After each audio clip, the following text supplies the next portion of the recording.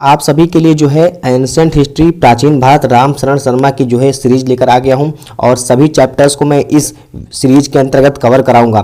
तो ये सीरीज जो है आप सभी के लिए बहुत ज़्यादा इंपॉर्टेंट होने वाली, जितने भी हमारे एस्पिरेंट हैं, फ्रेशर्स हैं, यूपीएससी की तैयारी कर रहे हैं या किसी भी स्टेट पीसीएस की तैयारी कर रहे हैं, तो उनके लिए ये जो है पूरी सीरीज बहुत ही इंपॉर्टेंट होने वाली है। सारे चैप्टर वाइज मैं कवर कराऊंगा और जितनी भी चीज़ें मैं स्वयं फॉलो करता हूँ, आपको नोट्स बनाने की ज़रूरत नहीं है। बस आप अपनी पुस्तक को सामने रख करके मेरे लेक्चर के साथ उसको पढ़ते रहिए और जो जो चीज़ें मैंने अंडरलाइन की हैं उन चीज़ों को अंडरलाइन करके आपको बहुत ही अच्छी तरीके से पढ़ना है, क्योंकि वो चीज़ें बहुत ज़्यादा इंपॉर्टेंट है आपके एग्जाम की दृष्टि से। तो चलिए चैप्टर की शुरुआत करते हैं। सबसे पहला हमारा जो चैप्टर है स्रोतों के प्रकार और इतिहास का निर्माण।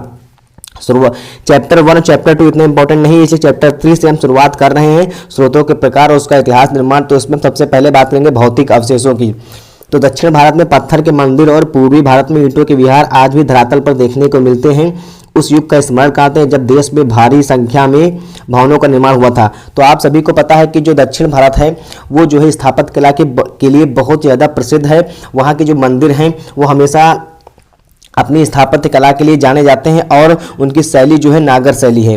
आप सभी को ये भी पता होगा कि जो टीले हैं और उन टीलों के नीचे जो है बहुत सारी बस्तियां, बहुत सारे अवशेष दबे मिलते हैं और खंडहर जो ऊपर का हिस्सा होता है उनको हम टीले कहते हैं। और एक चीज़ और भी काफ़ी ज़्यादा फेमस थी कि प्राचीन काल में जो है जो मृदभांड का मतलब होता है कि आप बर्तन, उस समय जो है मिट्टी के बर्तन बनाए जाते थे। तो कुछ बर्तन जो है काले होते थे, कुछ चमकदार होते थे। तो इसी तरीके से चित्रित धूसर मृदभांड जो कि मिट्टी के बर्तन जो है उस काल में, प्राचीन काल में अपने उपयोग के लिए पाए जाते थे।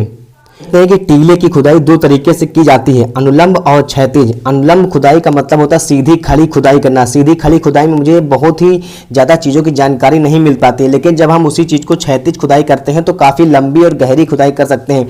जैसे कि ये देख सकते हैं, ये एक जो है ये ज़मीन का हिस्सा, निचला हिस्सा है और ये पूरी मिट्टी ऊपर की धरातल है। तो ये मान लीजिए मैंने ऊपर से जो है उत्खनन किया, जिसको बोलते हैं क्षैतिज उत्खनन, मतलब एक सीधी खड़ी खुदाई करना। तो इससे मुझे जो है जो इस तरह के इधर के अवशेष, इस साइड, दोनों साइड के जो अवशेष, उनकी जानकारी नहीं प्राप्त हो सकती है।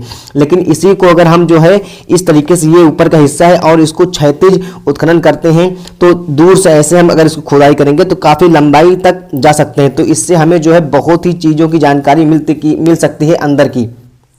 तो ये इंपॉर्टेंट क्वेश्चन है और ये एग्जाम में पूछा भी जा सकता है कि टीले की खुदाई किस तरीके से की जा सकती है, अनुलंब या क्षैतिज, और कौन सी खुदाई से जो है मुझे अधिक चीज़ें प्राप्त होंगी। तो ये आप लिख लीजिएगा। इसके बाद जैसे कि पश्चिमोत्तर भारत में उत्खननों से नगरों का पता चलता है जिनकी स्थापना लगभग 2500 ईसा पूर्व के आसपास हुई है। तो मैं आपको बताना चाहूँगा कि 2500 ईसा पूर्व के आसपास का मतलब है कि हड़प्पा कालीन। तो आगे मैं हड़प्पा चैप्टर पढ़ाऊंगा, लेकिन इस चैप्टर के अंतर्गत सारे चैप्टर का सार भरा हुआ, जितने भी आने वाले चैप्टर उन सारे चैप्टर का इसके अंतर्गत एक सार है। तो ये आप देख सकते हैं 2500 ईसा पूर्व के आसपास जो है उत्खननों से पता चला है कि इससे पहले नगर हुआ करते थे। दक्षिण भारत के कुछ लोग मृत व्यक्ति के शव के साथ औजार, हथियार, मिट्टी के बर्तन आदि चीजें कब्र में गाड़ते थे और इसके ऊपर एक घेरे में बड़े बड़े पत्थर खड़े कर देते थे। ऐसे स्मारकों को महापाषाण काल या मेगालिथ कहते हैं। जो दक्षिण भारत है उसमें क्या होता था कि जब व्यक्ति मर जाता था तो जब समाधान करते थे तो उसके साथ कई चीजें दफना देते थे, मिट्टी के बर्तन दफना देते थे और जैसे कि ये कब्रिस्तान है और उसके बाद एक इस तरीके से एक पत्थर गाड़ देते थे, जिसको जो महापाषाण काल या मेगालिथ काल कहते हैं। तो ये भी एक क्वेश्चन पूछा जा सकता है आपको ऑप्शन में 3-4 ऑप्शन देकर के कि महापाषाण मेगालिथ काल किसे कहते हैं। कार्बन 14 के बारे में आपको पता ही होगा कि जो इससे जो हम पुराने अवशेषों की जानकारी करते हैं, फिर किसी दिन इस पर बात करेंगे कार्बन 14 पर। अब हम अगले जो है पेज पर चलते हैं और दिखाते हैं कि जैसे कि देखिए, पौधों के अवशेषों का परीक्षण कर विशेषता पराग के विश्लेषण द्वारा जलवायु और वनस्पति का इतिहास जाना जाता है। ये तो सभी को पता है कि जो पौधे हैं, वनस्पतियां हैं, कई सालों तक जमीन के अंदर धंस गई हैं, तो उनका हम विश्लेषण करेंगे तो मुझे जो है पुराने अवशेषों की जानकारी मिलेगी कि ये कितने साल पुराने हैं। जैसे कि राजस्थान और कश्मीर में जो है कृषि के साक्ष्य मिले हैं 700 से 7000 से 6000 ईसा पूर्व के। आप सभी को ये तो पता होगा कि जो है मेहरगढ़ जो कि अफगानिस्तान में पड़ता है, सबसे पहले जो है कृषि के साक्ष्य जो है वहीं पर पाए गए थे, जो कि मेहरगढ़ में। तो इसलिए जो है ये काफ़ी ज़्यादा फेमस है। सिक्कों की बात करते हैं तो उस समय सिक्के चलते थे और उन्हीं से व्यापार होता था। सिक्कों के अध्ययन को हम मुद्रा शास्त्र या न्यूमिस्टिक्स कहते हैं। तो ये आप देख लीजिएगा, ये काफ़ी टफ इंग्लिश है।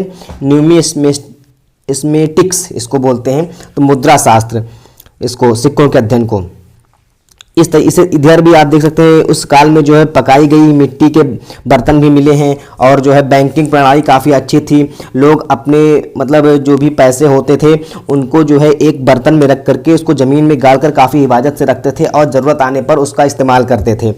ये देख सकते हैं। तो इस तरीके से जो है हमारा प्राचीन काल पूरा था। अब आगे अगले पेज पर चलते हैं। लिपि की बात करते हैं। तो अगर लिपि में उस समय जो है काफ़ी फेमस लिपियाँ भारत में भी थी। अब इधर हम आ जाते हैं, इस पेज पर देख सकते हैं यहाँ पर सबसे अधिक सिक्के जो है, सिक्कों की अगर बात करते हैं तो मौर्योत्तर काल में जो है सबसे अधिक सिक्के जो है पाए गए हैं, जो कि शीशे, पोर्टिन, तांबे, कांसे, चांदी के बने हुए थे। ठीक है। अगर हम गुप्त शासकों ने सोने के सबसे अधिक सिक्के जारी किए, इनसे पता चलता है कि व्यापार वाणिज्य विशेषता मौर्योत्तर काल में गुप्त काल के अधिक था। जैसे कि आप यहाँ देख सकते हैं कि गुप्त काल जो था, गुप्त काल में सबसे ज़्यादा सोने के सिक्के प्रचलन में थे। इसलिए ऐसा कहा जाता है कि जो मौर्योत्तर काल था उससे ज़्यादा अधिक व्यापार जो है गुप्त काल में होता था। तो ये भी आपके लिए देखने लायक है। एक सबसे बड़ा पॉइंट है, आप अपनी कॉपी में जो इसको जो है अंडरलाइन कर लीजिएगा, अभिलेख के बारे में। जैसे कि देख सकते हैं सिक्कों से भी कहीं अधिक महत्व के हैं अभिलेख। अभिलेखों से हमें पुरानी जानकारी मिलती है कि ये चीज़ें कितने साल पुरानी, जो भी अवशेष हमें मिले हैं वो कितने साल पुराने हैं। तो पूरा जो अभिलेख है इनके अध्ययन को जो है पूरा लेख शास्त्र या एपिग्राफी कहते हैं। ये देखिए। और तथा दूसरे पुराने दस्तावेजों की प्राचीन तिथियों के अध्ययन को पुरा लिपि शास्त्री या पेलियोग्राफी कहते हैं। हम अगर केवल अभिलेखों का अध्ययन करेंगे तो उसे पुरा लेख शास्त्र एपिग्राफी कहते हैं, लेकिन अभिलेखों की तिथियों का भी अगर हम अध्ययन करेंगे साथ साथ तो उसे पुरा लिपि शास्त्र या पेलियोग्राफी कहते हैं। तो ये देख सकते हैं। और इसी मतलब ये सारी चीज़ें आपको बहुत ही आसान हैं और ये अंडरलाइन करके अगर आप पढ़ाई करेंगे, पूरा चैप्टर को रीड करेंगे, उसके बाद ये इंपॉर्टेंट चीज़ें हैं जो मैं आपको पढ़ा रहा हूँ इनको अंडरलाइन कर लीजिएगा, क्योंकि ये एग्जाम में डायरेक्ट आपको पूछे जाएंगे। मैं आपको क्वेश्चन भी दिखाऊंगा किस तरीके से क्वेश्चन आपको पूछे जाते हैं। जैसे कि दक्षिण भारत देख सकते हैं, दक्षिण भारत में बहुत सारे मंदिर हैं और उन मंदिरों पर जो है बहुत सी कलाकृतियाँ उकेरी गई हैं, जिनसे पता चलता है कि ये मंदिर में स्थापत्य कला कैसी थी और अपनी जो भाषा थी भाव चित्रात्मक या फिर जो प्राकृतिक भाषा थी उसमें प्राकृत भाषा थी, तो उन शब्दों को जो है वहाँ पर उकेरा गया है। जैसे कि ये देख सकते हैं आरंभिक अभिलेख जो है प्राकृत भाषा में मिले हैं। ये 3री सदी के आसपास की घटना है कि जब आरंभिक जो अभिलेख प्राप्त हुए हैं हमें खुदाई से वो प्राकृत भाषा में मिले हैं। ठीक है। संस्कृत के भी अवशेष देखने को मिलेंगे ईसा की 2री सदी से जो है, और 4वीं-5वीं सदी में इसका प्रयोग होने लगा था। मतलब 2री सदी में संस्कृत का उद्भव हुआ और 4वीं-5वीं सदी में इसका व्यापक रूप से प्रयोग होने लगा है। मौर्योत्तर काल और गुप्त काल के अधिकांश अभिलेख जो है कार्पस इंस्क्रिप्शन इंडिकेरम नामक ग्रंथमाला में संकलित करके प्रकाशित किए गए। तो ये क्वेश्चन पूछ सकता है आपसे कि मौर्य और मौर्योत्तर काल के अधिकांश अभिलेख किस ग्रंथमाला में संकलित करके प्रकाशित किए गए हैं। तो आपका आंसर होगा कार्पस इंस्क्रिप्शन इंडिकेरम। ये आपके लिए इंपॉर्टेंट है। हड़प्पा संस्कृति के अभिलेखों की बात करते हैं तो वो अभी पढ़े नहीं जा सके। ऐसा क्यों? क्योंकि हड़प्पा की जो लिपि है वो भाव चित्रात्मक है, इसलिए अभी तक जो है इस लिपि को पढ़ा नहीं जा चुका है। ठीक है। अशोक के शिलालेख ब्राह्मी लिपि में मिले हैं। अशोक के जो कुछ शिलालेख हैं वो ब्राह्मी लिपि में मिले हैं। यह लिपि बाएं से दाएं लिखी जाती थी। ठीक है। मतलब बाएं से जो है आपको दाएं ये लिपि लिखी जाती थी जो ब्राह्मी लिपि है। उनके कुछ शिलालेख खरोष्टी लिपि में भी पाए गए हैं जो दाएं से बाएं लिखे जाते थे। तो अशोक के 2 प्रकार के अभिलेख मिले हैं, एक ब्राह्मी लिपि में जिसको हम बाएं से दाएं लिखते थे, एक होता था खरोष्टी लिपि जो दाएं से बाएं लिखी जाती थी। लेकिन कुछ अभिलेख जो है इनके अफगानिस्तान में भी और पाकिस्तान में पाए गए हैं और उनकी भाषा जो है यूनानी और आरामाइक लिपियों का भी प्रयोग करते थे। तो ये इंपॉर्टेंट है कि कभी कभी क्वेश्चन में पूछ सकता है 3 ऑप्शन दे करके कि अशोक के अभिलेख किन किन भाषाओं में पाए गए हैं। तो ये भी आप देख लीजिएगा। जैसे कि यहाँ पर आपको मिला गया था देखने को कि ब्राह्मी लिपि में पाए गए हैं और खरोष्टी लिपि में पाए गए हैं और यूनानी और आरामाइक ये दोनों लिपियों में जो है अशोक के अभिलेख देखने को मिलते हैं। सबसे पुराने अभिलेख की अगर हम बात करते हैं तो हड़प्पा कालीन अभिलेख हैं और ये लगभग 2500 ईसा पूर्व के आसपास के हैं और इनको पढ़ना अभी तक संभव नहीं हो पाया है। अब यहाँ पर देख लीजिए, ये क्वेश्चन बहुत इंपॉर्टेंट है, एग्जाम में पूछा जाता है कि फिरोज शाह तुगलक ने जो है अशोक के किन 2 अभिलेखों को बुलवा कर दिल्ली मतलब उखड़वा कर जो है दिल्ली मंगवाया था पढ़ने के लिए। तो एक था मेरठ का अभिलेख, दूसरा था हरियाणा के टोपरा नामक स्थान का अभिलेख। तो इन दोनों अभिलेख को जो है फिरोज शाह तुगलक ने दिल्ली मंगवाया था और पंडितों से पढ़वाने का प्रयास किया, पर कोई भी पंडित उसको पढ़ने में सफल नहीं हो पाया था। जो अशोक के अभिलेखों को सबसे पहले जो है जॉर्ज जेम्स पढ़ने में सफलता जिसको मिली थी उसका नाम था जेम्स प्रिंसेप। 1837 में जो है सबसे पहले जो है जेम्स प्रिंसेप ने जो है अशोक के अभिलेखों को पढ़ा था। तो ये इंपॉर्टेंट चीज़ है, आप इसको देख लीजिएगा और अपने जो बुक है उसमें अंडरलाइन भी कर लीजिएगा। अब अगला पेज हम आपको बताएंगे, जैसे कि वैदिक काल में कर्मकांड साहित्य की भरमार थी। जो आप अभी ये देख मतलब ये चैप्टर जो है इसमें आने वाले जितने भी चैप्टर हैं उन सभी का सार भरा हुआ है। तो वैदिक काल तो वैसे भी कर्मकांडों वाला काल था, ठीक है। प्राचीन बौद्ध ग्रंथ पाली भाषा में लिखे गए थे। यह भाषा मगध यानी दक्षिण बिहार में बोली जाती थी। जो प्राचीन बौद्ध के जितने भी ग्रंथ थे वे पाली भाषा में लिखे गए थे, ठीक है। अब यहाँ पर देखिए, बौद्ध के धार्मिकेतर साहित्य में सबसे महत्वपूर्ण और रोचक है गौतम बुद्ध के पूर्व जन्मों की कथाएं। मतलब जो गौतम बुद्ध की जो पूर्व जन्म की कथाएं हैं उनको जातक कथाएं कहा जाता है। तो ये भी आप देख लीजिएगा, ये इंपॉर्टेंट चीज़ है कि गौतम बुद्ध की जो पूर्व कथाएं उनको किस नाम से जाना जाता है, तो जातक कथाओं के नाम से जाना जाता है। जैसे कि जैन ग्रंथों की रचना प्राकृत भाषा में हुई थी। ईसा की 6वीं सदी में गुजरात के वल्लभी नगर में इनका अंतिम रूप से संकलित किया गया था, ठीक है। जैन ग्रंथों में व्यापार और व्यापारियों का उल्लेख बार बार आपको देखने को मिल जाएगा। धर्म सूत्रों का संकलन 500 से 200 ईसा पूर्व के आसपास आपको जो है देखने को मिलेगा।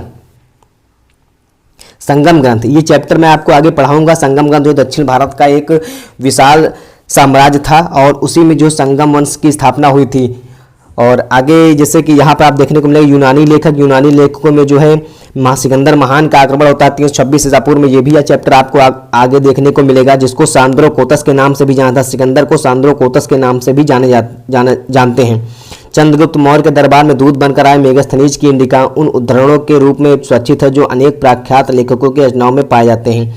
चंद्रगुप्त मौर्य के दरबार में जो है मेगस्थनीज आया था जिसने इंडिका नामक पुस्तक लिखी थी। ये भी आपको मौर्य वंश में देखने को मिल जाएगा। तो इस तरीके से जो है सारी चीज़ें आपको एक संकलित वे में यहाँ पर दिखाई गई हैं, कौन कौन सी चीज़ें आपको आने वाले चैप्टर में देखने को मिल जाएंगे। यहाँ से काफ़ी क्वेश्चन बन सकते हैं, इसलिए मैंने इसको आपके लिए पढ़ाने का प्रयास किया और पढ़ा दिया। यहाँ पर जैसे कलिंग के खारवेल ने हाथी गुफा अभिलेख में जीवन की बहुत सी घटनाओं का जिक्र किया, वर्षवार जिक्र किया। जो कलिंग का हाथी गुफा अभिलेख है वहाँ पर आपको जीवन जीने के तरीकों के बारे में आपको जानकारी मिल जाएगी। ये काफ़ी सारी रचनाएं हैं, यहाँ पर देख लीजिएगा हर्षचरित, बाणभट्ट और मतलब इन सब रचनाओं का प्रयोग उस समय बहुत ही ज़्यादा होता था। जैसे विक्रमादेव चैतम ये रचना है। मूसिक वंश, इसका नाम मूसिक वंश, इसकी रचना ने अतुल 11वीं सदी में की। इसमें मूसिक राजवंश का वृत्तांत है जिसमें शासन उत्तरी केरल में था, परंतु आरंभिक ऐतिहासिक लेखन का सबसे अच्छा उदाहरण है। राज तरंगिणी, ये आप रचना देख सकते हैं, कल्हड़ की है। तो ये सारे चीज़ें आपको भी देखना है, क्योंकि कभी कभी मिलान स्टेट पीसेस में क्या होता है, क्वेश्चन पूछाते हैं कि पुस्तकों का मिलान कीजिए। तो ये चीज़ें आप देख लीजिएगा ज़रूर इसको। इस तरीके से इस चैप्टर को एंड करते हैं। और इसमें जो इंपॉर्टेंट चीज़ें जैसे कि यहाँ पर ये देख सकते हैं, ये जो वन लाइनर हैं ये इंपॉर्टेंट है। भौतिक संस्कृति क्या है, पुरानी संस्कृतियों को भौतिक संस्कृति है। मुद्रा शास्त्र मैंने अभी आपको बताया। पुरा लेख, जो भी पुराने लेख है, पुरा लिपियाँ जिनमें हम लिपियों चित्रों का अध्ययन करते हैं। लिपि मतलब कैसे पढ़ी जाती थी, लिखी जाती थी। अनुलंब और क्षैतिज उत्खनन के बारे में आपको बताया। महापाषाण जो मेगालिथ काल था जहाँ पत्थर गाड़ देते थे कपड़ों के ऊपर। पुरातात्विक साक्ष्य क्या होते हैं, अभिलेख जिनसे हमें कुछ जानकारी मिलती है कितने साल पुरानी चीज़ें हैं। लौकिक साहित्य के दर्शन के बारे में जानकारी। तो ये आप जब पीछे पढ़ेंगे तो यहाँ पर ये सब चीज़ें आपको चैप्टर के एंड में देखने को मिलेंगी। तो इन चीज़ों पर आप विशेष ध्यान दे दीजिएगा, जिससे कि आपका एग्ज़ाम जो भी डिमांड करता है वैसी तैयारी आपकी हो सके। तो दोस्तों मिलते हैं अगले चैप्टर में। जय हिंद, वंदे मातरम। चैनल को सब्सक्राइब जरूर कर लीजिएगा।